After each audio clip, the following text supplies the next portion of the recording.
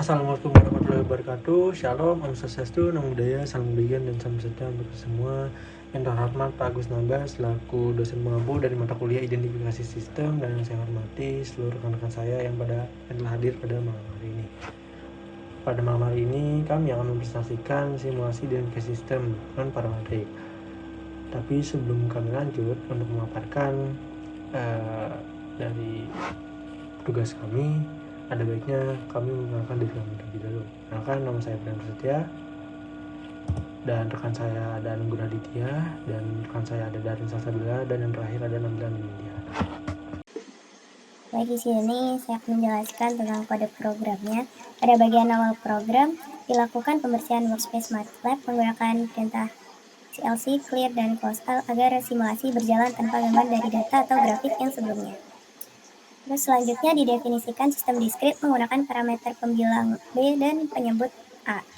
Sistem ini memiliki fungsi transfer 0 ditambah 0,5 ditambah 0,1 per 1 min 1,3 ditambah 0,6. Koefisien pada bagian B menunjukkan pembilang sistem, sedangkan A menunjukkan penyebut sistem.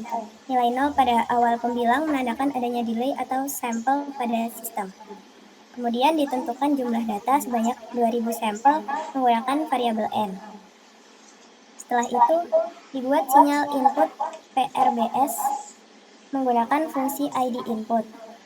Sinyal PRBS ini dipilih karena memiliki sifat acak sehingga mampu mengeksitasi dinamika sistem dan baik dan cocok digunakan dalam proses identifikasi sistem. Untuk variabel U ini menunjukkan sinyal input, variabel N panjang data, dan PRBS ini jenis sinyal yang digunakan. Selanjutnya akan dijelaskan oleh rekan saya. Baik, akan saya lanjutkan. Jadi pada bagian selanjutnya ini program akan menghasilkan output sistem tanpa gangguan menggunakan perintah y_clean sama dengan filter, dan dia akan memanggil variabel B, A, dan U. Fungsi filter ini akan mensimulasikan bagaimana sistem merespons input yang diberikan berdasarkan model yang telah didefinisikan sebelumnya. Output ini merupakan respons ideal dari sistem tanpa adanya noise atau gangguan eksternal. Selanjutnya, untuk mensimulasikan secara lebih realistis, ditambahkan noise pada sinyal output melalui perintah y sama dengan y_clean plus noise_level kali random n dengan n sama n, 1. Dengan noise levelnya ada sebesar 0,05. Fungsi random n ini akan menghasilkan noise acak dengan distribusi normal atau Gaussian. Sedangkan untuk penambahan noise ini bertujuan untuk meniru kondisi nyata di mana data pengukuran itu selalu mengandung gangguan ataupun error. Selanjutnya, pada bagian data, data input dan output ini kemudian dikemas dalam format yang dapat digunakan oleh System Identification Toolbox melalui perintah data ID data, dan dia akan memanggil dia akan menggunakan variabel Y dan U. Pada objek ID data ini, dia akan menyimpan pasangan sinyal input dan output dalam satu struktur, sehingga memudahkan proses identifikasi dan analisis selanjutnya. Untuk baris selanjutnya akan dijelaskan oleh rekan saya. Baik, untuk selanjutnya saya akan menjelaskan pertama tentang estimasi impulse respon. Nah, di sini tuh kita akan melakukan data program ini akan melakukan estimasi impulse respon dengan menggunakan metode FIR atau finite impulse response, dari mana kita bisa mengetahui bahwa kita menggunakan FIR itu dari toolbox MATLAB. Kalau misalnya kita menggunakan MATLAB itu kita masukkan impulse set ini, dia akan langsung menggunakan metode FIR.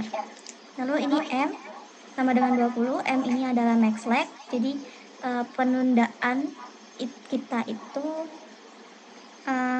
estimasinya itu digunakan sampai lag ke 20 atau penundaan ke 20 nanti untuk menganalisis residunya. Lalu GS, ini J estimate, itu kita menggunakan fungsi khusus dari sistem identifikasi toolbox itu untuk mengestimasi impulse responnya. Lalu pada impulse true itu digunakan untuk menghitung impulse respon sebenarnya. Kita dapat menghitung itu dari IMPZ atau IMZ ini tuh nanti dia akan menggunakan menghitung impuls respon sebenarnya dari sistem B per A dari yang sebelumnya sudah diidentifikasikan.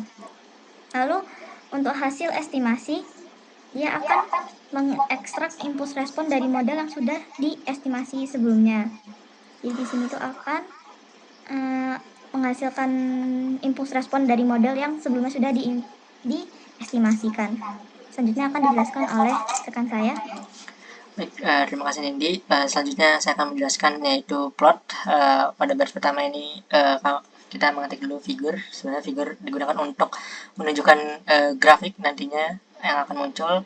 Dan selanjutnya yaitu ada stem 0 sama dengan M-1 G true, yang berarti ini digunakan untuk menampilkan grafik respon impuls asli sistem. Dan R sendiri digunakan untuk menunjukkan garisnya itu merah, red. Line width-nya itu berarti lebar garisnya itu 1,5, dan hold on digunakan untuk agar grafik selanjutnya itu bisa ditampilkan di figur yang sama. Jadi ada dua grafik dalam satu figur, dalam satu gambaran gitu. Dan yang selanjutnya itu stem G_IMP B itu yang berarti gunakan untuk menampilkan respon impuls dan estimasi. Dan B-nya itu berfungsi untuk menunjukkan bahwasannya garisnya itu berwarna blue karena B. Dan selanjutnya itu legend true estimated, itu digunakan untuk menunjukkan respon impuls asli sistem estimasi, dan true untuk menunjukkan hasil estimasinya. Dan untuk baris selanjutnya itu title, dan itu digunakan untuk memberikan judul pada figurnya bahwasanya itu impulse response comparison, jadi impulse response perbandingan. Dan X label samples, X label amplitude itu digunakan untuk sumbu grafik. Jadi X label itu ya X label dinamakan sampel, dan Y label dinamakan amplitude. Itu sumbu-sumbunya dinamakan sampel dan amplitude. Dan grid on itu digunakan untuk memberikan garis pada grafiknya nanti agar mempermudah pembacaan dalam grafiknya. Lalu selanjutnya itu masuk ke validasi figur digunakan untuk tadi membuat grafik atau menunjukkan grafiknya, dan di compare ini digunakan untuk membandingkan hasil prediksi estimasinya. Dan untuk selanjutnya yang terakhir itu kita masuk ke residu itu figur sama seperti sebelumnya menunjukkan grafik. Lalu untuk resid itu digunakan untuk berfungsi untuk mengecek apakah residu ini bersifat acak atau tidak berkorelasi dengan input yang sudah tadi diberikan. Nah, untuk title-nya sendiri ini untuk pemberian judulnya residual analysis, seperti itu. Mungkin kurang lebihnya saya berikan. Oke, selanjutnya akan kami simulasikan kode ini. Setelah kami simulasikan, dapat dilihat bahwa muncul 3 figur yang sudah diplotkan sebelumnya. Yang pertama ada figur 1 itu impulse response comparison, jadi untuk perbandingannya. Lalu untuk yang kedua ada simulated response comparison, yang selanjutnya ada residual analysis. Oke, baik. Selanjutnya akan kita bahas terkait output yang dihasilkan dari program MATLAB yang telah di-running tadi. Jadi karena figur yang ditampilkan ada 3, kami akan bahasnya secara satu persatu dari figur 1, 2, dan 3. Untuk figur yang pertama, ini menampilkan perbandingan respon impuls. Jadi ini adalah hasil estimasi. Ini adalah grafik yang menyatakan bahwa hasil estimasi mendekati respon impuls asli, di mana dapat dilihat pada grafik yang telah ditampilkan pada figur 1 di sini, tampak bahwa batang diagram dari nilai true dan batang diagram dari nilai estimasi itu berada pada titik yang sama, pada titik Y yang sama. Sehingga pola osilasi dan peluruhan teredam konsisten antara keduanya. Metode non-parametrik ini berhasil menangkap karakteristik dinamika sistem dengan baik, dan perbedaannya bisa dibilang cukup kecil disebabkan pengaruh noise dan keterbatasan jumlah data yang kami gunakan sebanyak 2000 titik. Untuk selanjutnya akan dijelaskan oleh rekan saya. Baik, selanjutnya saya akan menjelaskan tentang hasil analisis residu. Jadi, sebelumnya saya akan menjelaskan apa itu, residu. Jadi residu itu adalah selisih output data sebenarnya dengan output yang diprediksi oleh model. Lalu, kenapa kok kita harus menganalisis residu? Jadi tujuannya itu adalah untuk memeriksa apakah model kita ini sudah cukup baik untuk menangkap dinamika dari sistem atau masih ada informasi yang, tersisa dari sistem yang kita buat, yang ingin kita identifikasi. Lalu dapat dilihat dari sini ada autocore, itu adalah korelasi diri residu yang menspesifikasikannya hanya pada lag 0 bersifat white noise. Dan dapat kita interpretasi dari hasilnya itu, terdapat puncak sempurna di lag 0, nilainya itu adalah 1, itu adalah normal, dan lag lainnya itu selain 0, ada sangat kecil dan berada dalam batas kepercayaan. Batas kepercayaan itu yang garis-garis biru itu. Lalu, kita juga tidak menemukan pola yang, jelas atau gelombang yang berulang. Jadi ini benar-benar acak. Jadi, memang pada autocore ini memang mendekati white noise, artinya tidak ada informasi sistem yang masih tersisa dari residu. Jadi model kita ini sudah berhasil menangkap hampir seluruh dinamika sistem. Lalu, pada plot kanan ini yang X-core, itu ada korelasi residu input sangat kecil. Jadi, sebenarnya kenapa kok kita bisa bilang korelasi inputnya sangat kecil, karena, eee, ini itu mendekati 0 dan bentuknya sangat acak. Jadi, karena bentuknya sangat acak dan mendekati 0 itu informasi yang dari sistem telah dapat dimodelkan sepenuhnya. Selanjutnya dapat dilanjutkan oleh rekan saya.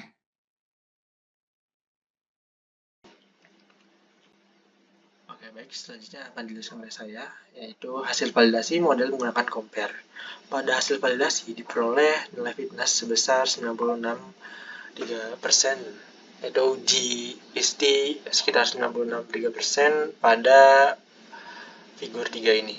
Itu menunjukkan bahwa nilai kemiripan sangatlah mirip dengan nilai hasil perhitungan, dan nilai tersebut menunjukkan bahwa model hasil identifikasi memiliki tingkat kecocokan yang sangat baik terhadap data sistem.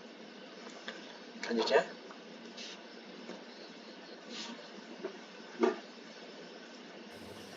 Baik, selanjutnya adalah kesimpulan.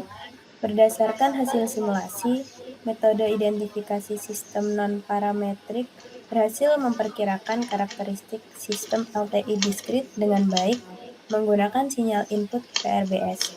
Hasil estimasi respons impuls mendekati sistem asli dan validasi menggunakan fungsi compare menghasilkan fitness sebesar 96,03%, sehingga model hasil identifikasi memiliki tingkat kecocokan yang sangat baik terhadap sistem asli. baik, mungkin itu saja yang bisa kami paparkan. Kurang lebihnya mohon maaf. Wabillahi taufiq hidayah. Wassalamualaikum warahmatullahi wabarakatuh.